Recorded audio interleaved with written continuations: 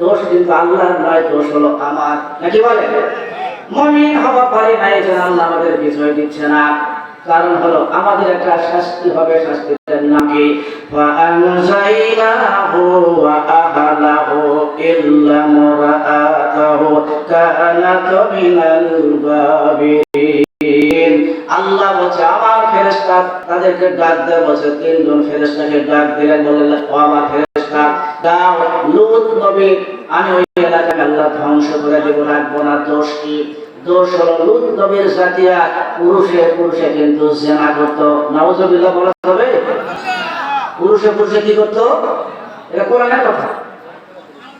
হয়তো মনে করেন মেহরানি মৌলবাদে বাংলায় বলতেছেন না, এরা পুরুষে পুরুষে জিনা করত। ফেরেশতা যুবকের হালত হয়ে গেল, নবীর কাছে নবীর বাড়িতে গেলেন, যাওয়ার পরে নবী তাদেরকে ঘরের মধ্যে শিকল দিয়ে লটকালেন।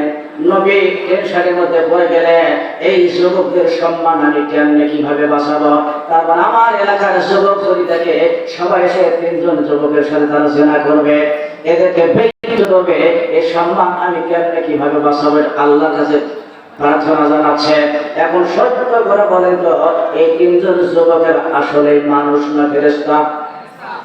হ্যাঁ, লূত নবীর স্ত্রী এলাকার মধ্যে দুষ্ট কিন্তু লোক ছিল, চরিত্রহীন কিছু লোক ছিল, তাদেরকে গোপনে গোপনে খবর দিয়ে আনছে। ওই যুবকেরা শিকল ধরে টানাটানি করতেছে, ওই ঘরের মধ্যে যুবককে বের করার জন্য টানাটানি করতেছে, বের করার জন্য। আমার মহান আল্লাহ বলছেন ইমরাতুহু, হে নবী এখান থেকে আপনি মাগরিবের আগে কিন্তু চলে যাওয়া লাগবে, আপনার উম্মতি। খবরদার আপনার স্ত্রীকে দিতে পারবেন না, আমি আপনার স্ত্রীকেও কিন্তু আমি ধ্বংস করে দেব, জাহান্নাম দিব। নবীর স্ত্রী কোনদিন চরিত্র খারাপ নয়, নবীর স্ত্রী কিন্তু সব থেকে ওকে, সব থেকে ভালো, কিন্তু গোপনে গোপনে দুষ্ট এবং যাদের চরিত্র নাই, চরিত্রহীন লোকদের সাথে দলে দলে যোগাযোগ করে ওদেরকে ডেকে তার বাড়িতে নিয়ে আসলে, এটা হলো দোষ। এই দোষের কারণে যদি দুষ্ট ছেলেদেরকে, চরিত্রহীন ছেলেদেরকে সাপোর্ট করার জন্য যদি লূত নবীর স্ত্রী যদি জাহান্নাম যদি যাওয়া লাগে, ওই যে নির্বাচন যখন আসবে আমরা কিন্তু কাপড় দিয়া ভোট করে, ভোটের কেন্দ্রে যখন ভোট করে ওই ভোট দেওয়ার সময় আমরা কিন্তু কাপড়ের মধ্যে তলে তলে চরিত্রহীন তাদেরকে আমরা সাপোর্ট করে আসছি। কথা বলেন ঠিক কিনা?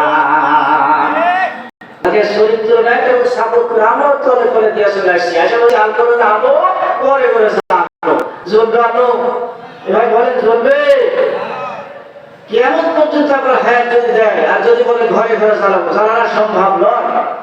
কোরআন জ্বলবেও না, আলো জ্বালাতেও যাবে না। সুতরাং আমরা দেখছি বঙ্গবন্ধু শেখ মুজিবুর রহমান এই দেশ চালাচ্ছে, আমরা নিজের চোখে দেখেছি। এরপর জিয়াউর রহমান এই দেশ চালাচ্ছে, সেটাও আমরা দেখছি। তারপরে এরশাদ চাচা এই দেশ চালাচ্ছে, সেটাও আমরা দেখছি।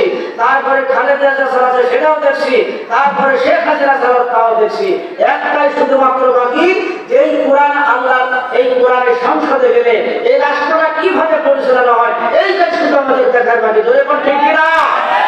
এই কোরআন যদি আল্লাহর সংসদে দেওয়া যায়, তাহলে এই কোরআন সমস্ত এই মুহূর্তে সমস্ত মাইনাস করে আল্লাহর কোরআনকে সংসদে দেওয়ার জন্য যারা যারা রাজি আছে, দুহাত তুলে আল্লাহকে দেখান তো লিল্লাহি তাকবীর। আল কোরআনের আলো, আল কোরআনের আলো। আবার ঘরে ঘরে বললেন সংসদে বলছে, এইবার ঠিক কথা বলছেন, তাহলে সংসদে যাওয়া লাগবে নাকি? বলো কুনতুম খায়রা উম্মাতিন উখরিজাত লিন-নাস তা'মুরুনা বিল মা'রুফ ওয়া তানহাউনা আনিল মুনকার। আল্লাহ রাব্বুল আলামিন বলেন কুনতুম খায়রা উম্মাতিন, তোমরা হলো শ্রেষ্ঠ উম্মত, তোমরা বেহেতের উম্মত। আমি আল্লাহ তোমাদেরকে বাণী করেছি মানুষের কল্যাণ আর মঙ্গলের জন্য। সুতরাং তোমরা সৎ কাজের আদেশ করবেন। সৎ কাজের আদেশ করে আমাদের কোনো ক্ষমতা নাই, সৎ কাজের আদেশ করতে গেলে ক্ষমতা লাগবে। জোরে বলেন ক্ষমতা লাগবে কিনা? আপনি যতই চেঁচামেচি করেন, এই রমজান মাসে, রোজার মাসে সবাই হাটে যদি আপনারা 50 জন টুপিওয়ালা জুব্বাওয়ালা যদি 50 জন মিছিল করেন ভাইরা, এক মাসে রেস্তোরাঁ হোটেল সব বন্ধ থাকবে, কেউ খুলতে পারবে না। শুনবে শুনবে থানার কেউ যদি এসে ওই সবাই হাতে একবার দুটা কনস্টেবল সাথে করে নিতে বলে ভাইরা, এক মাস আর কোনো দোকানপাট খুলবে না। এখন ক্ষমতার কত বড় জোর আর কত বড় শক্তি দেখেন। টিএমও সাহেব যদি সবাই হাটে যদি বলে দেয়, বলেন তো দেখি একটা হোটেল খোলা থাকবে? বলেন তো থাকবে? থাকবে না। আমার ভাইরা, মহান আল্লাহ বলছেন নামাজের শর্তের মধ্যে বলা হয়েছিল, এক নম্বরে হলো পোশাক পাক, দুই নম্বরে হলো নামাজের জায়গা পাক। আসলে নামাজের আগাম কত খরচ আপনারা যা জানেন সেটাই ওয়াজ করতেছি। এক নম্বর কি ভাই বলেন তো? এক নম্বর পোশাক পাক, অবস্থা রাখেন। এক নম্বর কি পাক? মায়েরাও কান লাগাবে, সবাই কান লাগাবে। এক নম্বর কি পাক? পোশাক পাক। পোশাক কিন্তু এই পোশাক না, পোশাক কিন্তু এই পোশাক না। পোশাকের কাজ হচ্ছে দুইটা।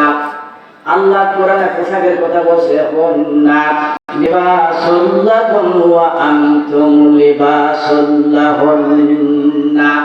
স্বামী হলো স্ত্রীর পোশাক আর স্ত্রী হলো স্বামীর পোশাক। আল্লাহ পোশাকের সাথে তুলনা করেছেন। মায়েরাও কান লাগান, যারা প্রজেক্ট করে ওয়াজ শুনতেছেন, আমাকে দেখতেছেন, আপনারা একটু কান লাগান। খুবই গুরুত্বপূর্ণ কথা কিন্তু বলবো আমি আপনাদের জন্য। আল্লাহ নিজেই বললেন স্বামী হলো স্ত্রীর পোশাক আর স্ত্রী হলো স্বামীর পোশাক। পোশাকের সাথে আল্লাহ তুলনা করলেন, কারণটা কি? পোশাকের কাজ কি?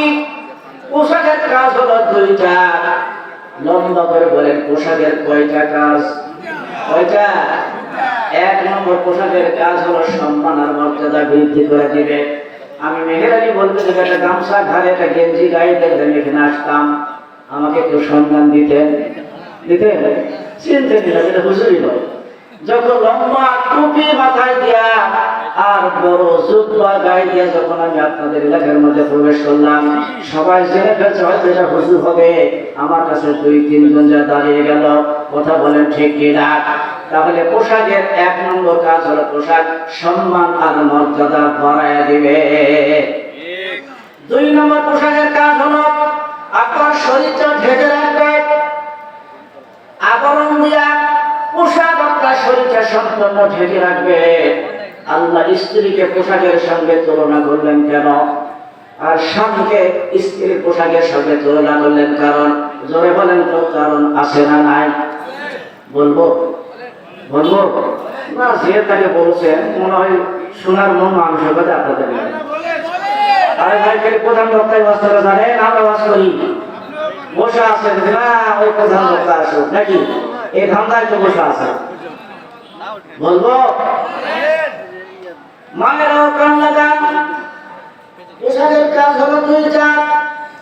এক নম্বর পোশাকের কাজ হলো শরীরটা আপনার সম্মান আর মর্যাদা বৃদ্ধি করে দেওয়া লাগবে।